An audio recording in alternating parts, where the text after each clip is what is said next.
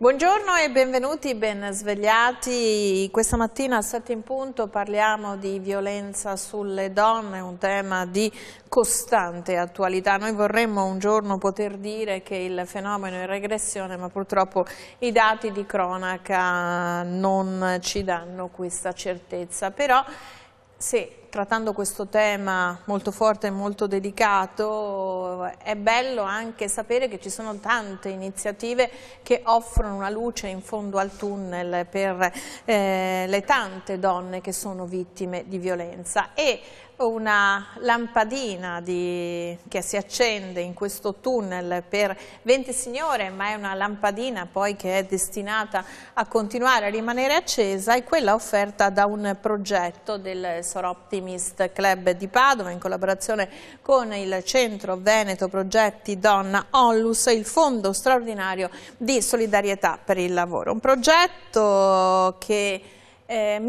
punta a trovare un'occupazione a 20 donne vittime di violenza, perché effettivamente poter contare sull'indipendenza economica indubbiamente è un passo per la ricostruzione della propria autostima, del valore di sé, ma anche per liberarsi poi da quei meccanismi che spesso fagocitano le vittime della violenza. Per parlare di questo tema qui con me ho Marina Manna, presidente di Soroptimist Padova, buongiorno e benvenuta, e Alessandra Brotto, buongiorno e benvenuta, anche lei socio di Soroptimist. Un progetto molto articolato che nasce come, si sviluppa, in quale direzione? Bene, grazie intanto di questo invito. Un progetto che nasce nell'ambito di un'iniziativa nazionale del Soroptimist International che come sappiamo e spero come sanno tutti è un'organizzazione mondiale che si occupa ovviamente di tutela dei diritti umani ed in particolare dei diritti delle donne, e quindi l'attenzione del Soroptimist International è da anni rivolta al tema e al problema della violenza sulle donne.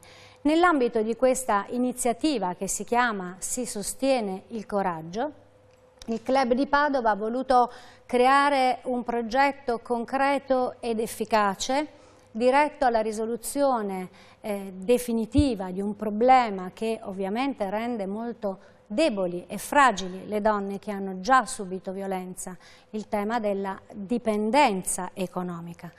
La risoluzione di questo tema evidentemente deve passare attraverso sinergie, perché il Soroptimist da solo ovviamente non è in grado di creare quelle condizioni perché le donne possano liberarsi di questo problema di dipendenza economica che limita la loro libertà e soprattutto limita la possibilità che queste donne si allontanino da questi uomini violenti. Allora abbiamo pensato di creare una rete, di creare una sinergia con altre realtà locali che si occupano appunto di tutela dei diritti. Innanzitutto il Centro Veneto Progetti Donna che gestisce il centro antiviolenza e che ovviamente ha purtroppo tutti i giorni a che fare con donne che hanno subito violenza. Si pensi che nel 2018 solo il centro di Padova ha assistito, seguito, aiutato più di 1000 donne. Poi il Fondo Straordinario di Solidarietà che con il finanziamento della Fondazione Cassa di Risparmio di Padova e Rovigo ci consente di avere quella disponibilità economica che può consentire di avviare il progetto di formazione e inserimento nel mondo del lavoro di queste 20 donne vittime di violenza. Si diceva che questo progetto ha la particolarità proprio di ritrovare una collocazione a queste 20 donne, perché non basta la formazione, anche perché si tratta di donne che avevano un lavoro, una professione, perché è un fenomeno purtroppo la violenza trasversale. Qui c'è proprio il percorso delineato, un percorso di formazione, di tirocinio, ma di reinserimento lavorativo. Allora, attraverso il Centro Veneto Progetti Donna abbiamo la possibilità di identificare le donne che possono essere avviate a questo progetto. È un percorso molto delicato perché purtroppo le donne vittime di violenza devono attraversare un periodo di ricostituzione della loro personalità. E quindi le 20 donne che sono già in itinere in questo progetto si trovano a diversi livelli, sono in fase di formazione, alcune l'hanno già completato e sono già in affiancamento, quindi in tutoraggio da parte di Job Centre nell'avviamento al lavoro, e poi vengono inserite in un percorso, alcune sono già in percorso di tirocinio presso alcune aziende. Quindi è un percorso che verrà finalizzato molto velocemente nel realizzare proprio quella che è l'indipendenza economica, che è fondamentale per tutti quanti, ma soprattutto per queste donne che devono affrontare il distacco dalla famiglia di provenienza, dalla famiglia violenta. Un progetto pilota destinato però a moltiplicarsi se funziona. Sì, lo speriamo vivamente, nel senso che le premesse ci sono tutte. Abbiamo visto che c'è molto interesse, ma soprattutto molta soddisfazione da parte dei soggetti coinvolti nel progetto per questa iniziativa. Il Centro Veneto Progetti Donna, quindi il centro che gestisce il centro antiviolenza, ci ha già dato una manifestazione di soddisfazione per questo tipo di progetto, perché è il primo progetto che mette insieme efficacia, concretezza e realizza effettivamente un risultato in termini di indipendenza economica per queste donne.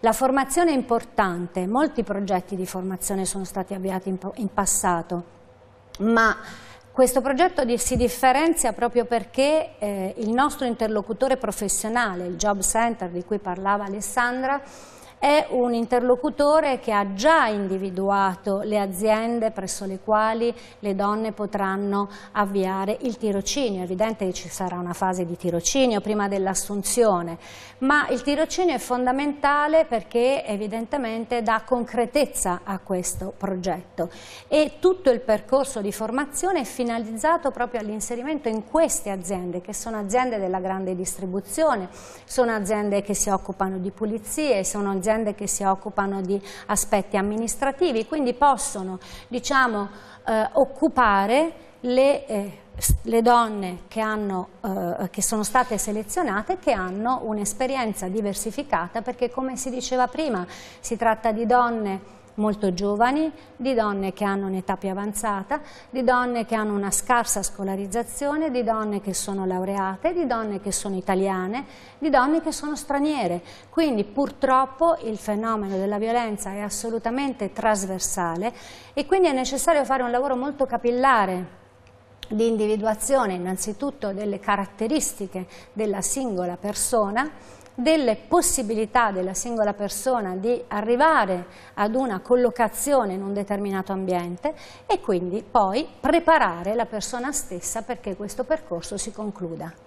Avete avuto riscontro proprio del riflesso psicologico, umorale di questo progetto sulle donne, le 20 che sono state selezionate, ma a cui seguiranno anche altre donne? Che tipo di impatto questa notizia può avere, no? Perché poi alla fine donne devastate, non solo nel corpo magari, ma soprattutto nell'autostima di se stesse, di fronte a davvero un progetto che può dare luce, no? Che non è parole, non è la pacca sulla spalla, non è il conforto e poi rimani comunque da sola nella ripartenza della vita. Qui c'è un contratto. Certo, qui c'è un contratto reale, la possibilità di cambiare vita.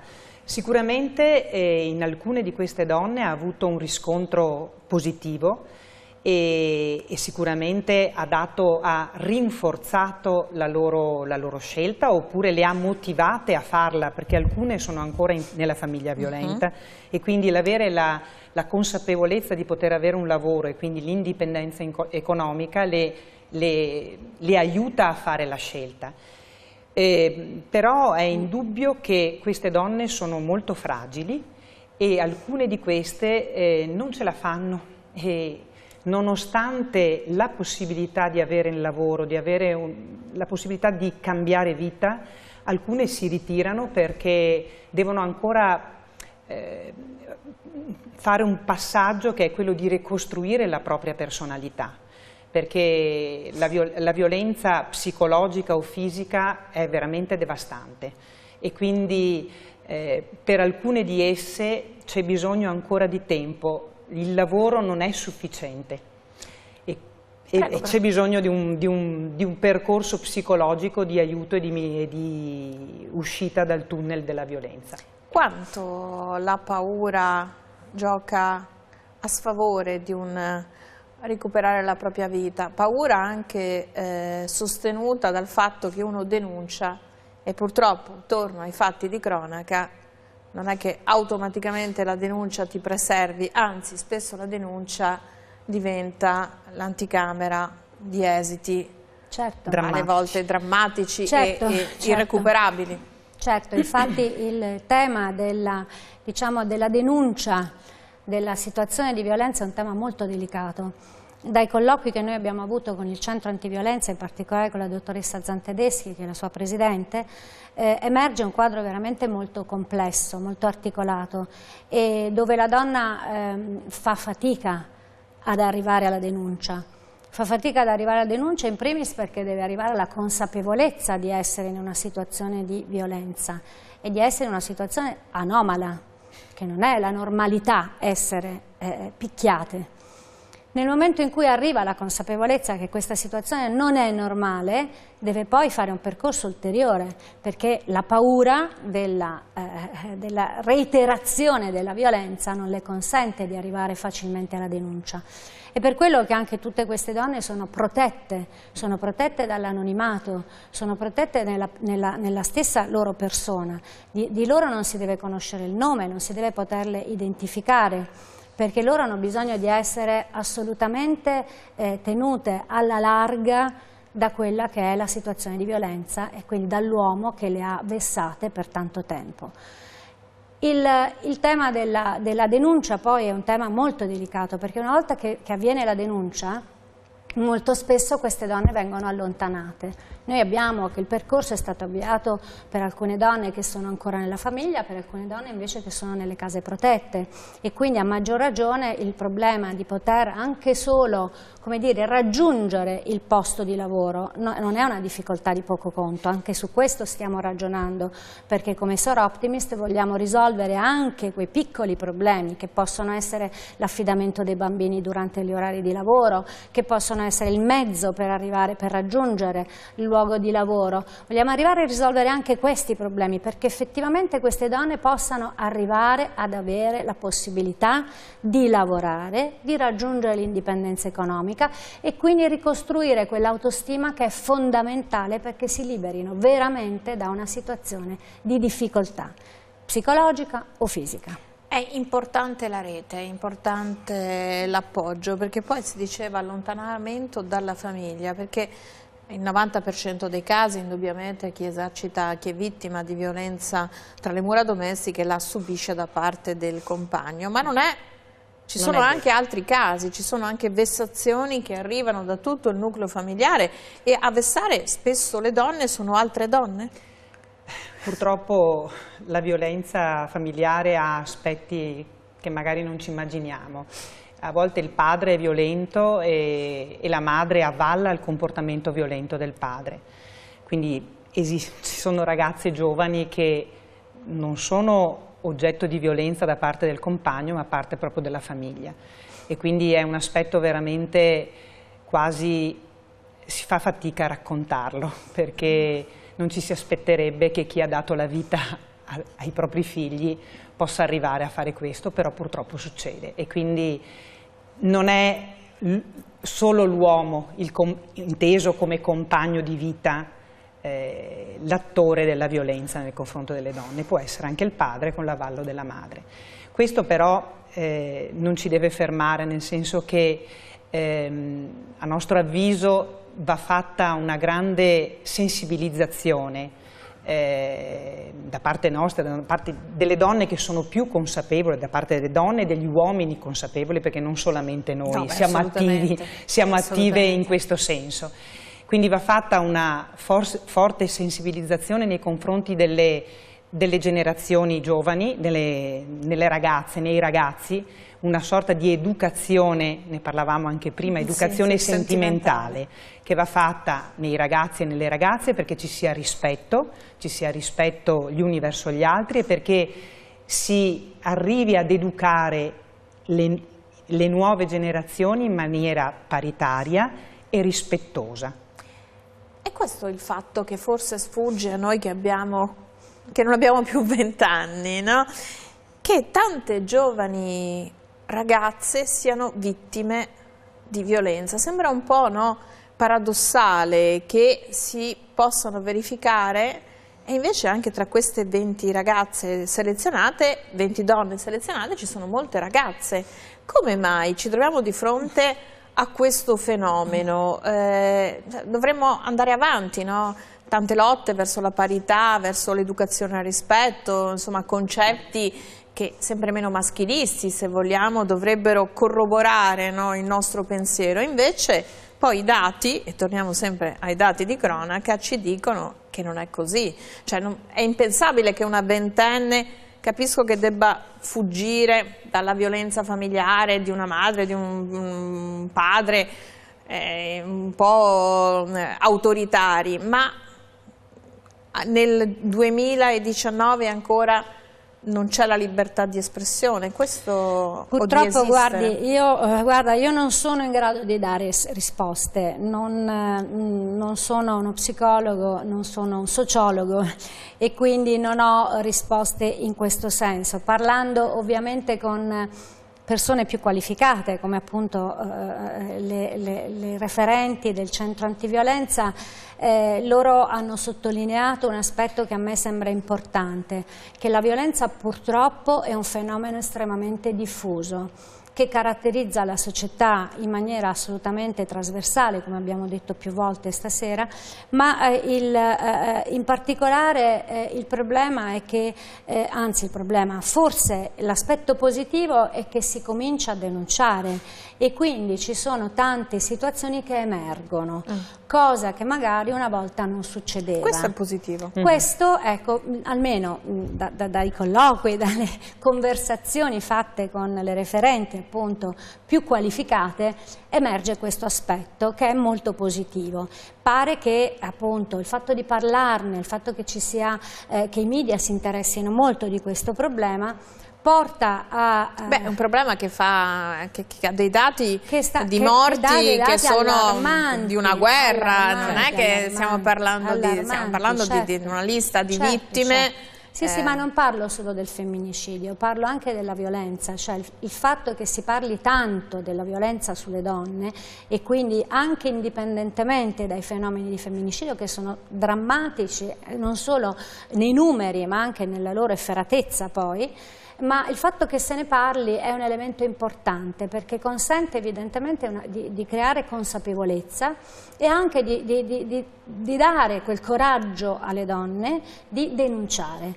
E a questo proposito io vorrei sottolineare come il Soroptimist si sia interessato anche alle varie fasi di questa denuncia per dare supporto alle donne, perché noi abbiamo le stanze, le stanze protette sia in tribunale che nelle comandi dei carabinieri, perché vogliamo che appunto le donne si sentano, come posso dire, libere, è un termine veramente molto forte ma lo voglio sottolineare, si sentano libere di arrivare alla denuncia, di arrivare al processo, sapendo che ci sono delle condizioni per loro favorevoli, se così si può dire, perché possano farlo con una certa tranquillità, senza paura, ma soprattutto senza paura di arrivare al processo, perché se lei pensa che fino a poco tempo fa in tribunale le udienze avvenivano nell'aula ovviamente dove l'imputato era presente e le donne denuncianti dovevano essere separate dall'imputato semplicemente da un paravento che evidentemente non rappresentava certamente uno strumento adeguato di tutela, e oggi il Tribunale di Padova invece è dotato di una sala protetta con un sistema audio-video che consente alle donne di fare la loro deposizione in serenità e tranquillità. Credo che questo sia un ottimo risultato. E sotto questo punto di vista bisogna ringraziare i giudici del Tribunale di Padova che hanno avuto la sensibilità di sottoporci questa esigenza, che noi abbiamo realizzato ovviamente con molto entusiasmo insieme con ovviamente la Commissione Pari Opportunità dell'Ordine degli Avvocati di Padova. Perché la paura delle donne in primis è la paura per i figli. Assolutamente. Che è questa l'arma poi che viene usata. Al di là della debolezza fisica che noi fisiologica abbiamo, che in un confronto comunque abbiamo un altro tipo, no? È come un peso massimo e un peso medio, quindi è un dato naturale, però c'è questo esercizio, no? del ricatto sui figli. Del ricatto sui figli. Infatti molto spesso le donne non scelgono, non denunciano proprio perché vengono ricattate nei confronti dei figli. E in questo bisogna, il centro antiviolenza aiuta le donne a fare delle scelte e dando l'opportunità loro eventualmente di trovare un riparo nelle case di fuga e nelle case protette insieme con i loro figli. E SOR Optimist ha aiutato più volte in due occasioni adottando una donna in casa di fuga, e questo come si è realizzata l'adozione, nel mettere a disposizione di questa donna una somma di denaro perché potesse comprare abiti, il corredino scolastico per i figli, perché le due donne che abbiamo adottato si sono trovate da un momento all'altro con le ciabatte. Sì, in pigiama e in ciabatte. Come spesso succede. E in più per ripicca il marito ha distrutto proprio tutto il corredo, l'armadio, gli abiti dei bambini e anche della donna. Ha zerato tutto. Quindi sono progetti belli, interessanti, però si arriva sempre al solito punto, ci vogliono le risorse. Bravissima. E più risorse si hanno, più cose si possono fare. Esatto. Vediamo un attimo una clip di 1 minuto, perché tutti possiamo contribuire a far star meglio chi incappa in situazioni pesanti.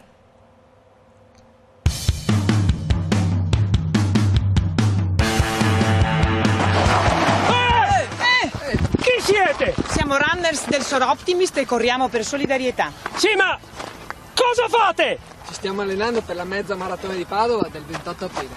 Raccogliamo fondi per il progetto Si Sostiene il Coraggio, per dare lavoro a 20 donne vittime di violenza che iniziano una nuova vita. Sì, ma quanti siete? Beh, qui siamo solo in 5, ma contiamo di coinvolgere più persone che ci aiutino a sostenere questo progetto tramite la Rete del Dono. A sostenerlo donando attraverso le pagine della Rete del Dono. Beh, allora se correte per le donne vittime di violenza potete andare un fiorino. Grazie.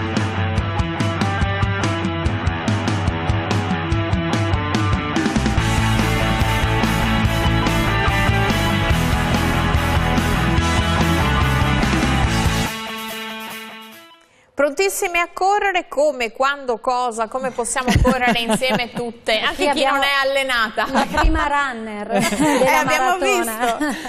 visto. Allora Alessandra, dici, vedo che hai lì la pettorina. Noi saremo riconoscibili il 28 aprile, giorno della maratona di Padova. Saremmo riconoscibili da questa maglietta con il logo del SOR Optimist e il logo di Si Sostiene il Coraggio, che è il nostro progetto, e correremo tutti insieme per solidarietà. Noi ci divertiremo quel giorno perché poi questo è un particolare che è molto simpatico. Di solito chi corre come noi le maratone, le mezze di maratone, ha uno spirito agonista molto, molto sviluppato, e quindi di solito si corre da soli e si arriva e si cerca di arrivare, di fare il proprio personal best ogni volta. Questa volta insieme con i colleghi fundraiser abbiamo deciso di correre ad un passo medio, a correre tutti insieme proprio per farlo anche noi. Per una vittoria che insieme, la vittoria di tutti. Quindi saremo riconoscibili, faremo questo sacrificio per il nostro ego e partiremo, correremo e arriveremo insieme al traguardo proprio per sostenere il coraggio. Ovviamente la corsa, la mezza maratona e il giorno, il 28 aprile è simbolico, è la fine diciamo così, il punto di arrivo, perché noi in questo periodo che cosa stiamo facendo? Diciamolo, come facciamo a darvi dei soldi? Bravissimi, scusi ognuno di noi, franchezza. Esatto, Soroptimist ha una pagina, nella rete del dono, identificata, dove viene spiegato il progetto, dove chiunque può donare tramite carta di credito o bonifico bancario, e ogni runner ha la propria pagina personale che viene condivisa con gli amici, i contatti, i sostenitori, e quindi noi siamo impegnati in questo mese scarso che ci divide al 28 aprile nel raccogliere fondi, fare i fundraiser. Quindi rete del dono, uomini, donne, bambine, tutti potete insieme contribuire tutti insieme al nostro progetto. E è stato bellissimo avere il sostegno amichevole di Moreno Morello, che ci ha messo a disposizione i suoi mezzi, ovviamente tecnici, per girare il video, la clip che avete visto, e che è dalla nostra parte, quindi ci sostiene e diffonderà tramite la sua rete anche il nostro messaggio. Ma io credo che dalla vostra parte, dalla nostra parte, ci sia la maggior parte delle persone, maschi e femmine. Sì, assolutamente. È che purtroppo il fenomeno ha delle dimensioni. Si diceva appunto nella necessità probabilmente di un'educazione sentimentale, lo ribadiamo sempre anche nelle nostre interviste, perché bisognerebbe essere educati al rispetto, no? A prescindere dalle caratteristiche biologiche o fisiologiche. Quali altre iniziative, visto che appunto siete impegnate nella lotta alla violenza sulle donne, secondo voi possono avere un valore, un'efficacia, o avete visto che hanno valore e efficacia proprio per diffondere una cultura del rispetto e una cultura della non violenza? Certo. Noi lavoriamo molto con le scuole. Lavoriamo molto quindi con i ragazzi che hanno un'età adolescenziale, comunque dai 13 ai 18 anni. E devo dire che per noi sono progetti molto importanti, perché in effetti ci rendiamo conto che c'è necessità di tenere sempre alta l'attenzione sui temi del rispetto.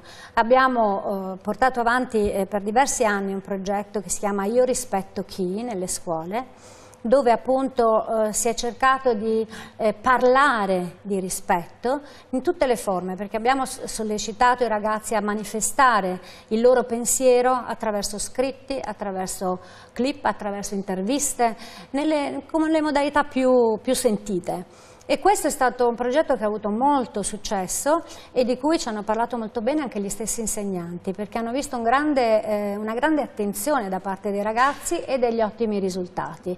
Noi abbiamo ovviamente portato avanti questo progetto, ma ne abbiamo in cantiere degli altri che avvieremo ora con la prossima stagione scolastica, e quindi teniamo sempre alta l'attenzione su questi temi, non c'è dubbio. Siamo in chiusura.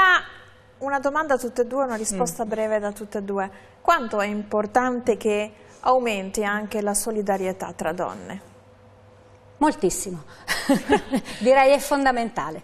Perché se una donna è amica davvero. Sì, però siamo capaci di farlo e siamo capaci di fare rete, perché tra le donne c'è molta attività di associazionismo, quindi le associazioni si parlano. Io, che sono Soroptimista, faccio parte anche di un'altra associazione che è Padova Donne, che insomma, si mettono insieme. Si mettono insieme e trovano il modo di accendere tante lampadine di fare iniziative per sensibilizzare proprio la coscienza delle persone sulla parità di genere e sul rispetto e contro la violenza. Famiglia deve essere armoniosa. Ma non vorrei dimenticare comunque l'importanza della presenza maschile, come abbiamo visto certo, assolutamente, deve essere solo l'unione del maschile e del femminile può portarci al risultato finale. La famiglia poi è un insieme di individui di tutti i generi, tutte le specie. La famiglia è dove c'è amore, penso che questo sia un concetto abbastanza universale. La famiglia felice è quella dove c'è amore. Io ringrazio Marina Manna, presidente di Soroptimist Padova, ringrazio Alessandra Brotto, socio di Soroptimist, perché non so pronunciare quella parola soroptimista, ecco, ci sono riuscita. Ringrazio voi per essere rimasti con noi questa mattina, torniamo domani mattina durante la giornata all'edizione del TG. Grazie, arrivederci.